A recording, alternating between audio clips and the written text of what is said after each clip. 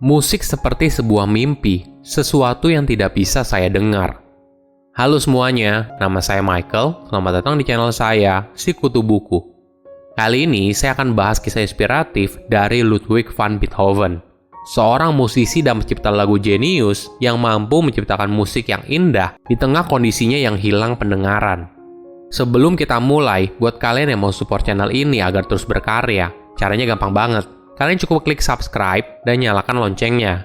Dukungan kalian membantu banget supaya kita bisa rutin posting dan bersama-sama belajar di channel ini. Ludwig van Beethoven lahir pada tahun 1770 di kota Bonn di Jerman. Beethoven seringkali dianggap sebagai komposer terhebat sepanjang sejarah. Selain itu, banyak juga orang yang kagum atas perjuangannya saat tiba-tiba saja dia mengalami kehilangan pendengaran dan beberapa karya pentingnya justru berasal dari 10 tahun hidupnya hingga akhirnya pendengaran Beethoven hilang total. Ayahnya merupakan penyanyi istana yang biasa-biasa aja, yang lebih dikenal karena kecanduan alkoholnya daripada kemampuan musik apapun. Namun kakek Beethoven adalah musisi di kota Bonn yang paling makmur dan terkemuka. Dia merupakan sumber kebanggaan bagi Beethoven muda. Awalnya mereka sekeluarga hidup makmur, namun ketika kakeknya meninggal dan ayahnya kecanduan alkohol, kehidupan keluarga mereka mulai menurun dan jatuh miskin. Dari kecil, ayahnya mulai mengajari dia soal musik dengan ketelitian dan kebrutalan luar biasa. Trauma ini mempengaruhi Beethoven selama sisa hidupnya. Dia saat itu mengalami kekerasan oleh ayahnya. Para tetangga memberikan laporan tentang bocah laki-laki yang menangis ketika dia memainkan alat musik klavier, karena ayahnya seringkali memukuli dia atas setiap keraguan atau kesalahan yang dibuatnya. Hampir setiap hari, Beethoven dicambuk, dikunci di ruang bawah tanah, dan dilarang tidur selama berjam-jam untuk terus latihan. Dia belajar biola dan klavier dengan ayahnya, serta mengambil pelajaran tambahan dari pemain organ di sekitar kota.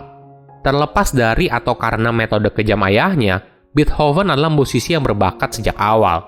Semua ini dilakukan ayahnya agar berharap Beethoven dianggap sebagai musisi berbakat seperti Mozart. Namun sayangnya, saat ayahnya mengatur pertunjukan publik Beethoven pada tahun 1778 dengan sebutan anak kecil jenius berusia 6 tahun, acaranya tidak mendapat banyak liputan. Bahkan ketika Beethoven bersekolah, teman sekelasnya bilang kalau tidak ada tanda seorang yang jenius dari dirinya.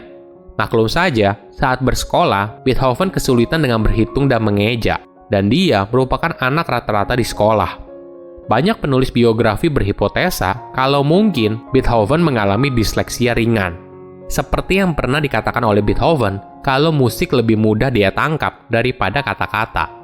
Pada tahun 1781, Beethoven keluar dari sekolah saat usianya 10 tahun untuk belajar langsung dari pemain organ kerajaan yang baru.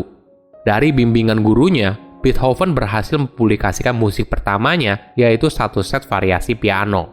Pada tahun 1784, kecanduan minuman beralkohol ayahnya semakin parah dan membuat dirinya tidak sanggup lagi untuk bekerja. Beethoven pun terpaksa menjadi tulang punggung keluarga pada umurnya 13 tahun. Dia melamar menjadi asisten pemain organ kerajaan. Walaupun usianya masih sangat muda, permintaannya disetujui dan akhirnya mendapat gaji yang rendah. Dari situ, karir musiknya mulai dikenal. Pada tahun 1786, Beethoven pindah ke Vienna belajar langsung di bawah Mozart. Konon, Mozart sampai mengakui kehebatan dari Beethoven dan bilang kalau pria ini akan menjadi orang besar di masa depan. Di sini pula, Beethoven juga belajar di bawah Haydn, seorang komposer musik klasik yang terkenal. Selama tinggal di Vienna, dia banyak terpapar pada dunia konser besar dengan para aristokrat dan keluarganya.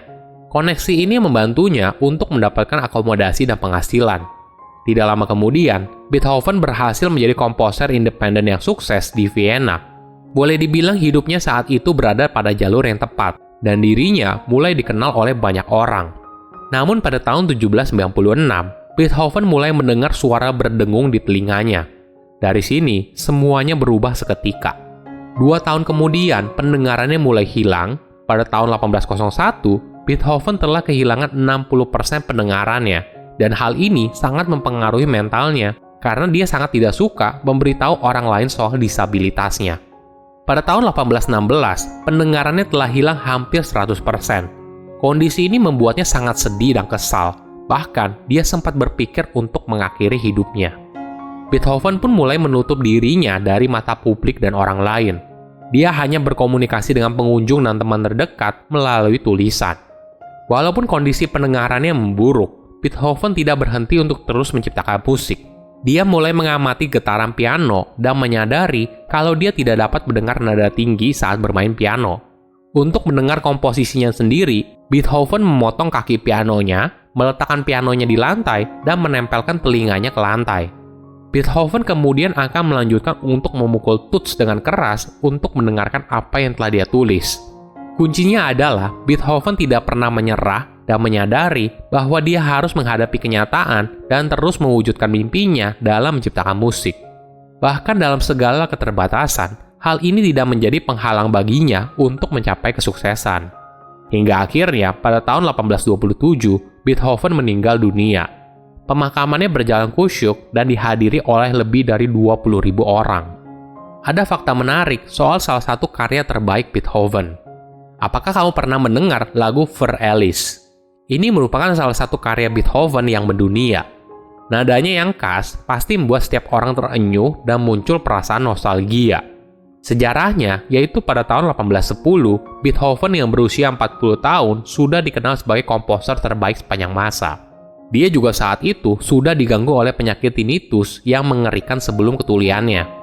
Meskipun tahun berikutnya dia berhenti tampil di depan umum sama sekali, namun Beethoven tidak pernah berhenti menulis.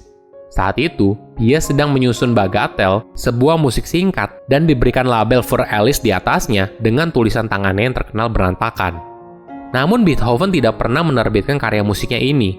Sebaliknya, karya tersebut disimpan di dalam laci sampai tahun 1822, ketika Beethoven merevisinya sedikit dan memasukkannya kembali ke dalam laci yang sama. Pada tahun 1827, Beethoven meninggal dan Bagatelle-nya tidak pernah dipublikasikan. Baru pada tahun 1867, 40 tahun setelah kematian Beethoven, seorang ahli musik bernama Ludwig Noll menemukan karya musik tersebut dan menerbitkannya. Mungkin kamu penasaran apa artinya dari Für Alice. Für Alice adalah kalimat dari bahasa Jerman yang berarti untuk Alice. Sampai saat ini, nama Alice masih merupakan misteri. Ada sebuah teori yang mengatakan kalau Alice merupakan alias dari cinta Beethoven yang pupus dengan wanita bernama Therese Malfatti. Dia merupakan muridnya dan Beethoven jatuh cinta pada Therese di waktu yang kurang lebih sama saat pembuatan Für Alice. Jadi, saat itu Beethoven melamar Therese namun ditolak dan wanita itu akhirnya menikah dengan pria lain. Jadi, teori yang paling populer adalah kalau Ludwig Noll salah membaca tulisan tangan Beethoven yang berantakan, dari Für Therese menjadi Für Alice. Setiap hari akan hilang apabila kita tidak mempelajari sesuatu yang bermanfaat. Manusia tidak memiliki harta yang lebih mulia atau lebih berharga daripada waktu. Oleh karena itu, jangan pernah menunda sampai besok apa yang dapat kamu lakukan hari ini. Silahkan komen di kolom komentar pelajaran apa yang kalian dapat ketika tahu informasi ini. Selain itu, komen juga mau tahu informasi apa lagi yang saya review di video berikutnya. Saya undur diri, jangan lupa subscribe channel YouTube Sikutu Buku. Bye-bye.